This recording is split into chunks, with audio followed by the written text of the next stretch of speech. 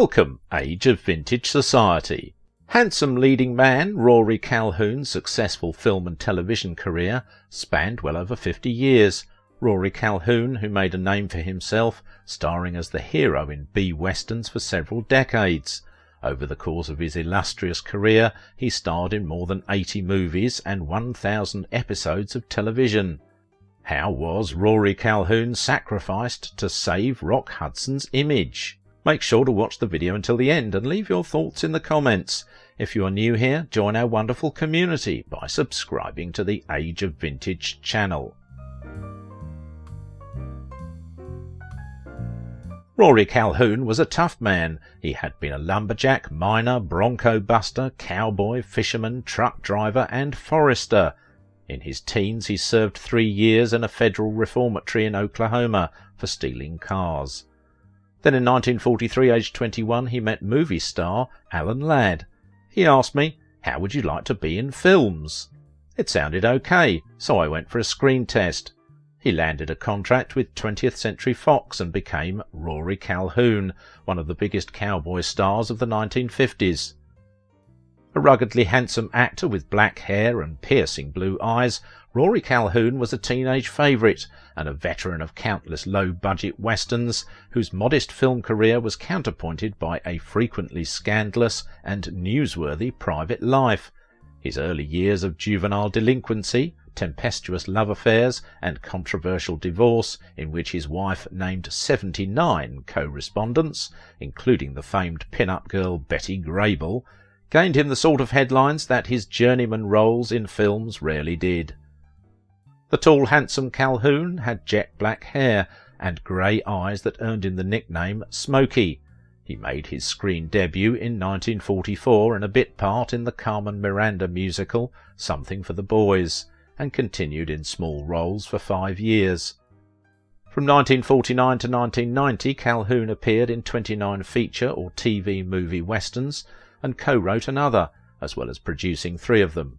He was the Texan on TV for 2 seasons, co-producing the series too, and he also made guest appearances in episodes of 10 other Western TV shows.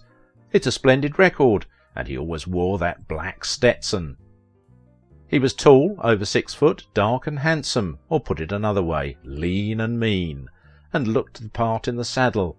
He seemed to specialise in playing gunslingers or ex-gunslingers. He could fight convincingly and charm the ladies too. Of course the movies weren't universally brilliant, whose were, but there were enough really good ones, and Rory was convincingly Western in enough of them to elevate him to the higher echelons of the ranks of actors in our beloved genre.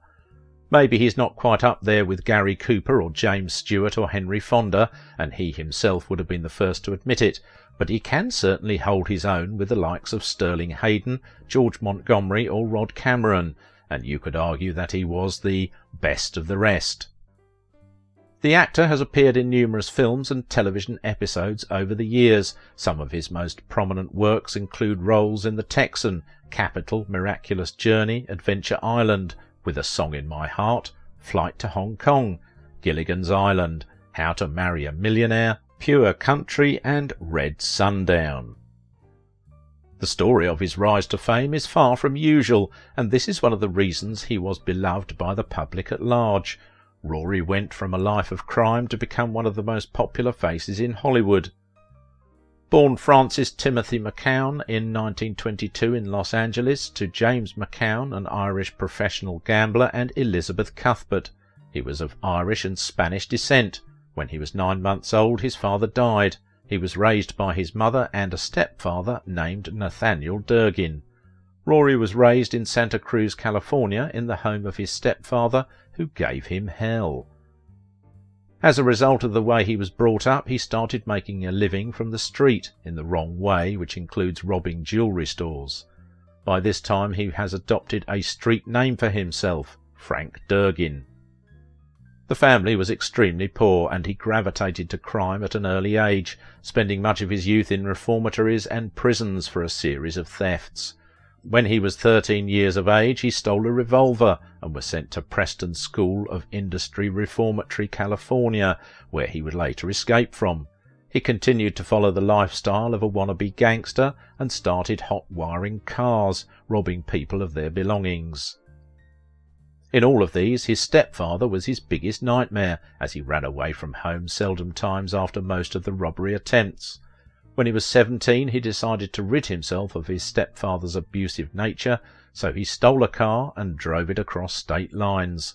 This was a felonious offence, and he was sentenced to 3 years in prison for it. Rory served his sentence at the United States Medical Center for Federal Prisoners in Springfield, Missouri. He was released from jail before his 21st birthday. Rory landed several odd jobs to put food on his table after he left prison. He worked as a mechanic, woodlogger, hard rock miner, fisherman, a truck driver. Rory made it to the entertainment world from an unlikely place. He later credited a Catholic priest, the Reverend Donald Canali, with changing his life. He took me in hand after I had been sent to the Federal Reform School at El Reno, Oklahoma. He put me on the straight and narrow by teaching me to pray and respect myself, and he taught me values that I hadn't learned as a youngster. Eventually he became a Monsignor. I hope that anyone who needs a helping hand will be as lucky as I was in having Father Canali. Calhoun worked at a number of odd jobs when he met the movie star Alan Ladd, who was impressed with the young man's physique and invited him home to meet Mrs. Ladd, the agent Sue Carroll, who got him a contract with 20th Century Fox. As Frank McCown, he made his screen debut as a soldier in Something for the Boys, followed by minor roles in Sunday Dinner for a Soldier and the musical Nob Hill. "I liked the money it brought in," said Calhoun, "and I felt it would be nice to go back to forestry with a neat bankroll when these fellows found me out. I never had any feeling I'd make good."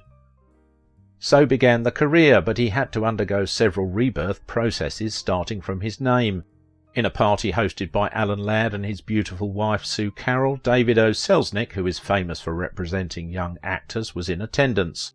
When Fox dropped him, the David O. Selznick's chief talent scout, Henry Wilson, noted for the distinctive nom de crâne he would give his discoveries, Guy Madison, Rock Hudson, Tab Hunter, Troy Donahue, persuaded Selznick to add the young actor to his contract list, renaming him Rory Calhoun.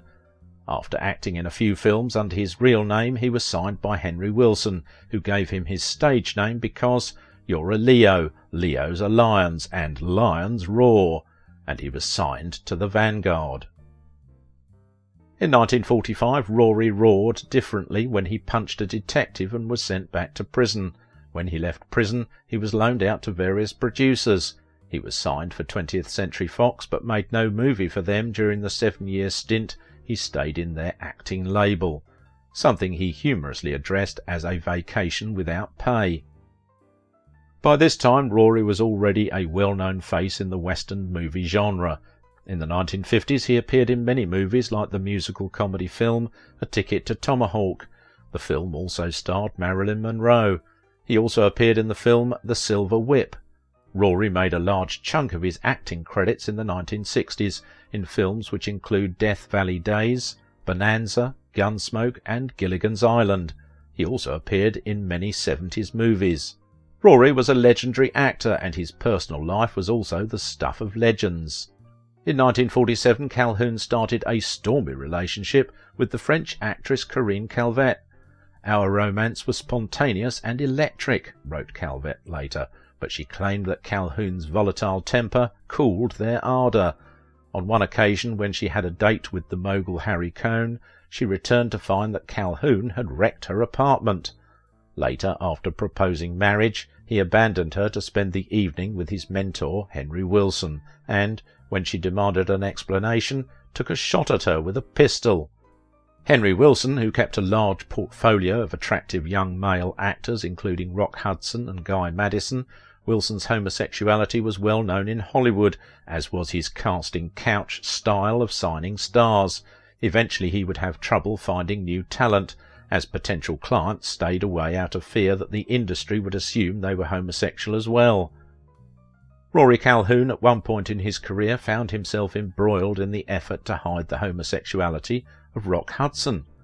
Rock Hudson's homosexuality was one of the best kept secrets in Hollywood, but it almost became public knowledge in 1955 thanks to Robert Harrison, the publisher of Confidential, Hollywood's most addictive scandal rag of the time.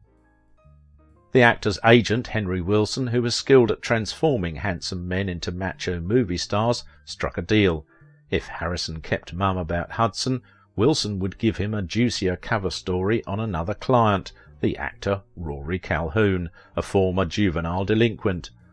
When Confidential sniffed around Hudson's personal life in the mid-50s, Wilson supposedly bargained information about Calhoun's jailbird past in exchange for dropping the Hudson sizzler. The subsequent disclosures about Rory's less than admirable past — he spent several years in a federal prison — actually helped reinforce his career, his bad boy image. His biggest client prize was Hudson, and Wilson went to great lengths to prevent the actor from having his career ruined by being outed. The trade seemed uneven, but Harrison took it, knowing he'd have Wilson and his stable of closeted male talent under his thumb forever. Yvonne DiCarlo was another actress confused by Calhoun's relationship with Wilson. Writing of a date with the actor planned by her studio, she said, "There was Rory, his agent Henry Wilson, Marguerite Chapman and me. Ostensibly I was paired with Rory, but it didn't turn out that way. After photographers stopped snapping pictures, Rory and Henry stood huddled deep in conversation. Marguerite and I weren't even tossed a dangling participle to chew on. After a while I said to Marguerite, 'Can you tell me what the hell is going on?' 'Don't look now, Yvonne,' she kidded, 'but I think I'm your date tonight.'" Calhoun's first big break came when he played the boxer Jim Corbett in The Great John L., based on the life of the turn-of-the-century heavyweight champion John L. Sullivan, and produced by Bing Crosby. The role of Corbett gave Calhoun the chance to display his impressive physique and athletic prowess. When MGM wanted the Selznick star Shirley Temple for their film That Hagen Girl, the producer insisted they also take Calhoun for the role of Temple's young suitor, who loses her to Ronald Reagan. In 1948, Calhoun married the Mexican singer Lita Barron, whom he met when she was leading an orchestra at the Macambo nightclub, and according to DiCarlo, settled down to a more stable way of life. Having received star billing in several B-movies for which he was loaned out, often with other Selznick players, Rhonda Fleming in Adventure Island, Guy Madison in Massacre River, Calhoun returned to Fox with a new contract and for several years was used less as a star than as a reliable leading man to the studio's female superstars. Susan Hayward in I'd Climb the Highest Mountain, and With a Song in My Heart, Betty Grable in Meet Me After the Show, and How to Marry a Millionaire. In 1958 he formed his own company to produce Apache Territory, in which he starred, but it was not a success, and later the same year he began a television series, The Texan, which ran for 2 seasons and cast Calhoun as a quick-on-the-draw cowboy who travelled from town to town, vanquishing lawbreakers, helping those in need, and occasionally finding romance. Rory Calhoun's very last appearance in our beloved genre, unless you count a small part in country music romance in 1992. In his very short appearance as a rancher he looks desperately gaunt and old, so much so that it's only the eyes that give away the fact that it's Rory Calhoun at all. A lifetime smoker, he died of complications, aged 76 in 1999. Rory Calhoun was not the brightest star in the Hollywood firmament, far from it. But to any Western lover, and that's us, he undoubtedly belongs in the ranks of worthy Western leads, and those otas he made in the 50s were alone enough to earn him honours. If you liked this video, don't forget to give it a thumbs up, subscribe if you are new here, and if you want to support my work, please visit my Patreon page. Now it is your turn. What do you think about the life and legacy of Rory Calhoun? He was one of the biggest cowboy stars of the 1950s.